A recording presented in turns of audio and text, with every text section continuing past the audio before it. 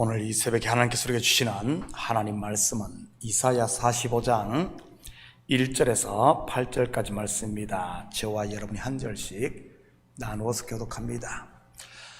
여호와께서 그의 귀여운 부름을 받은 고레스에게 이같이 말씀하시되 내가 그의 오른손을 붙들고 그 앞에 열국을 항복하게 하며 내가 왕들의 허리를 풀어 그 앞에 문들을 열고 성문들이 닫히지 못하게 하리라.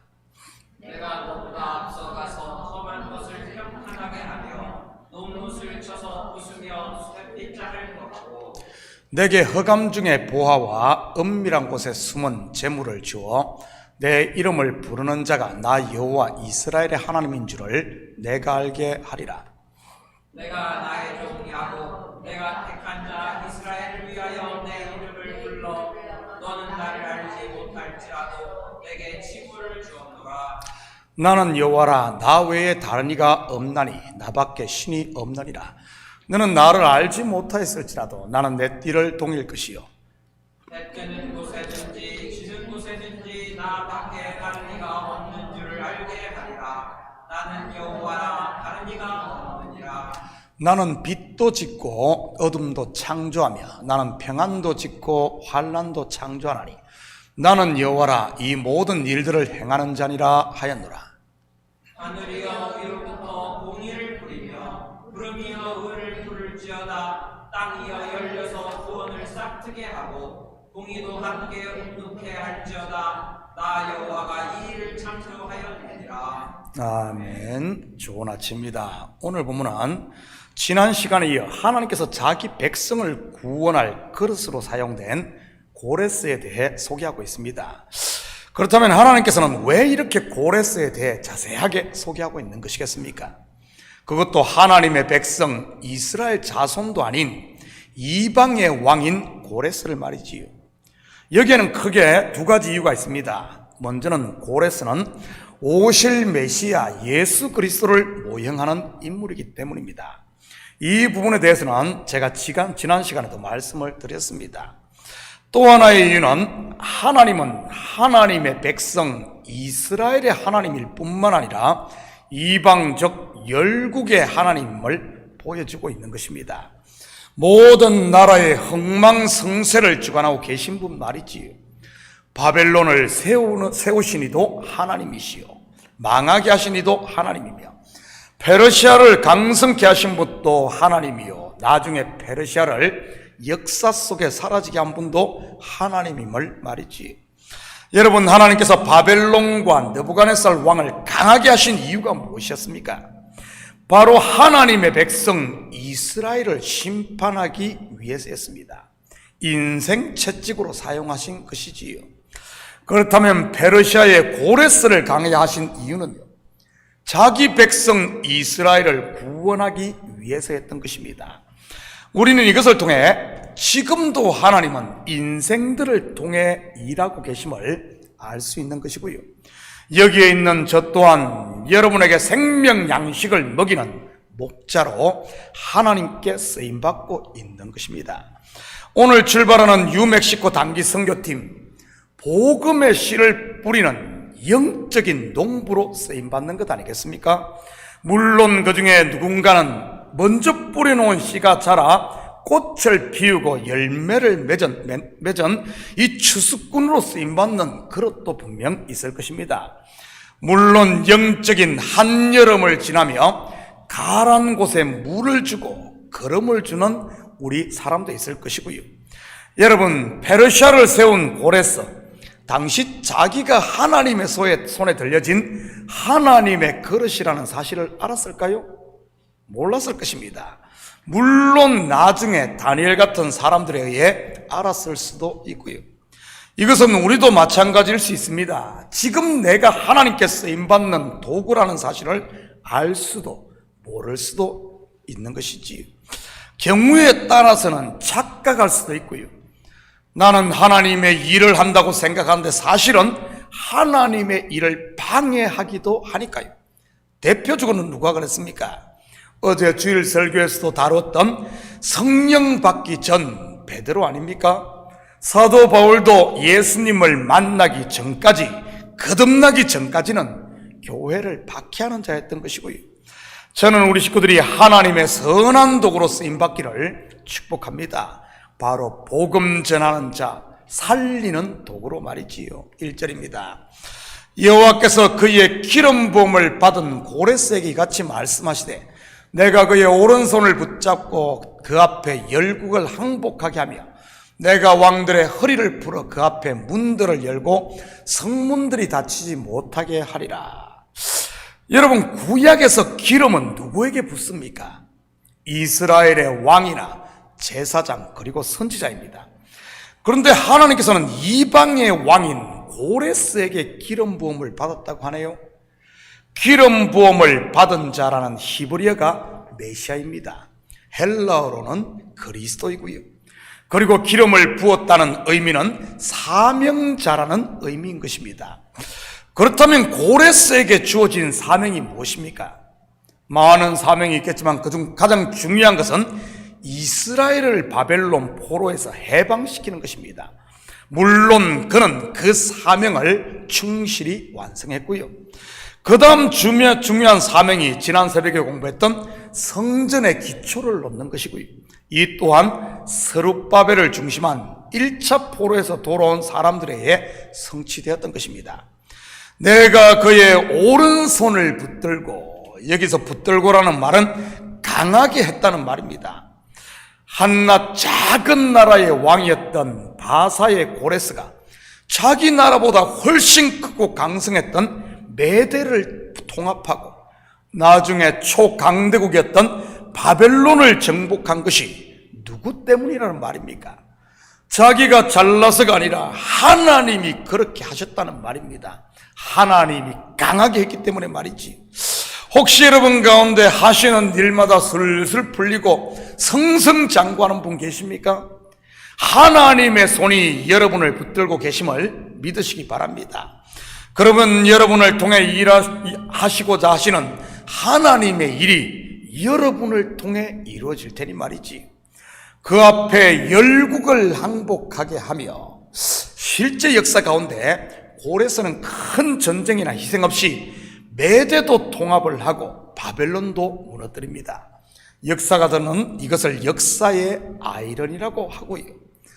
바사의 고레스를 치기 위해 메대의 큰 군대를 이끌고 갔던 장수가 전쟁을 포기하고 고레스에게 항복한 사건이나 철옹성 같던 바벨론 성이 수로를 통해 잠입한 메대 바사의 연합군에 의해 힘없이 무너진 일, 세상 역사가들은 기적이라고 합니다. 그런데 알고 보면 자기 백성을 구원코자 하시는 하나님의 열심이었던, 계획이었던 것이지.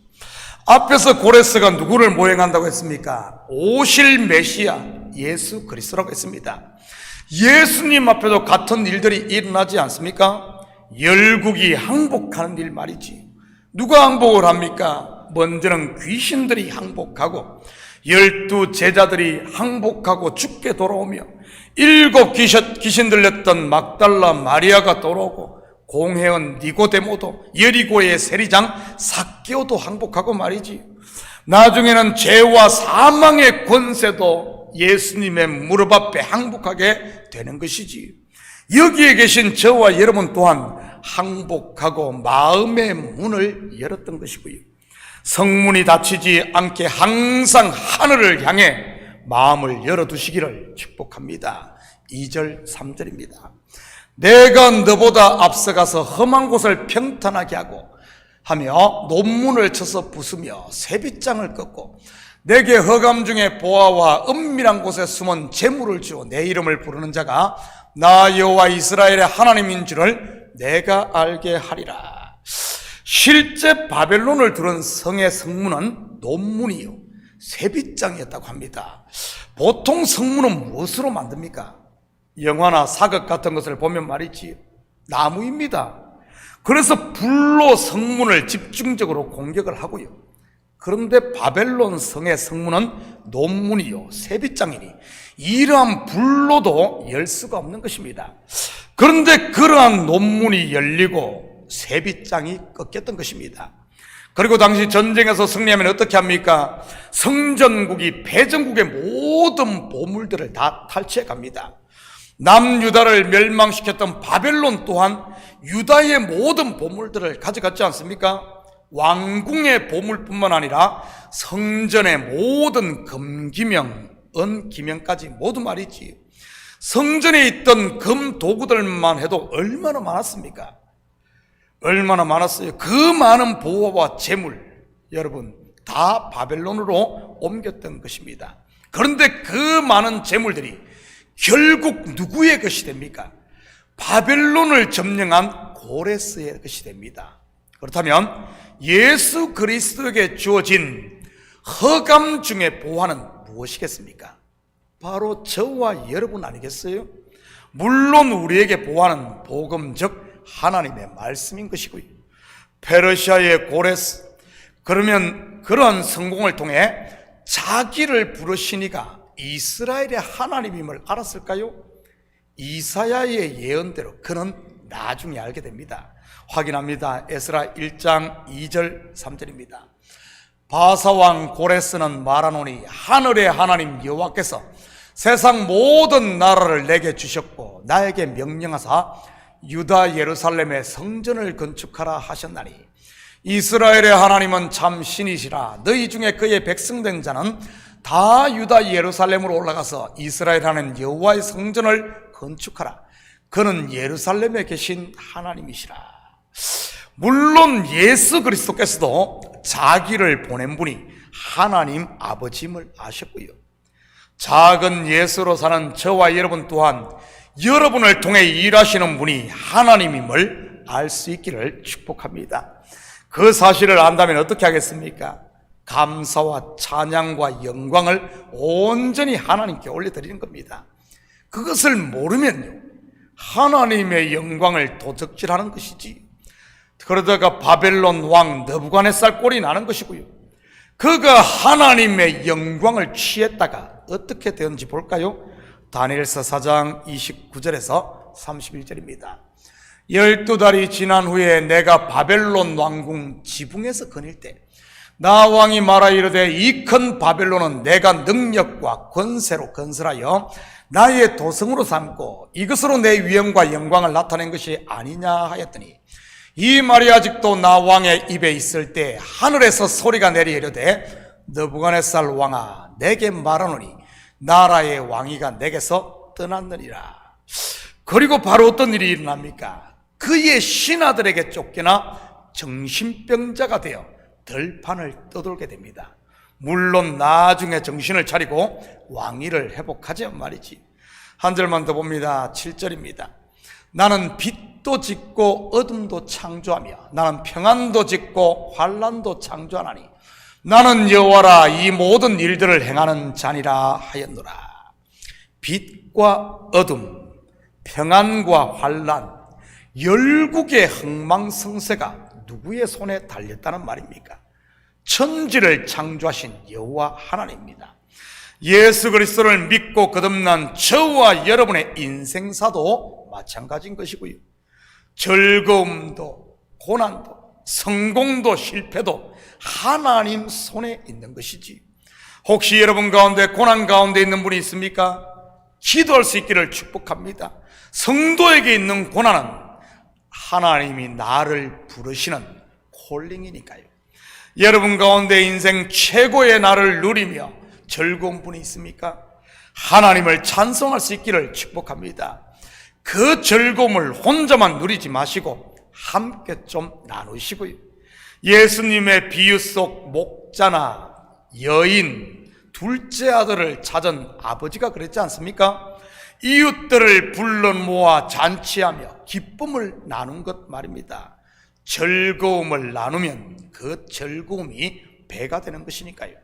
사랑하는 성도 여러분, 이 새벽도 우리 자신을 깨끗하게 비워 말씀과 성령으로 충만하게 채워 하나님의 선한 그릇으로 쓰임받는 오늘도 복된 하루 되기를 예수님의 이름으로 축복합니다. 같이 기도하십시다. 사랑의 아버지 하나님, 참으로 감사를 드립니다.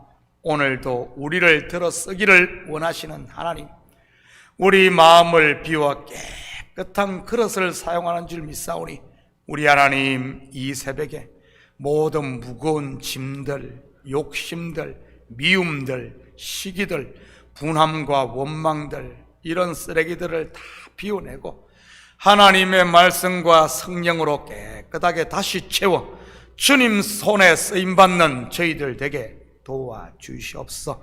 죽이는 도구가 아니라 살리는 도구, 낙심시키는 도구가 아니라 일으키며 힘을 주는 도구, 생명의 복음의 말씀을 전하는 귀하고 복된 도구들 되게 도와주시옵소서. 오늘 17명의 아버지 하나님, 하나님께서 선택한 선교사들이 아버지 하나님 뉴멕시코로 출발했습니다. 이들 한 명 한 명이 주님 손에 들려진 그릇들 되게 하시고 아버지 하나님 귀한 복음의 도구, 선한 도구로 사용되어지게 도와주시옵소서. 감사드리며 예수님의 이름으로 기도드립니다. 아멘.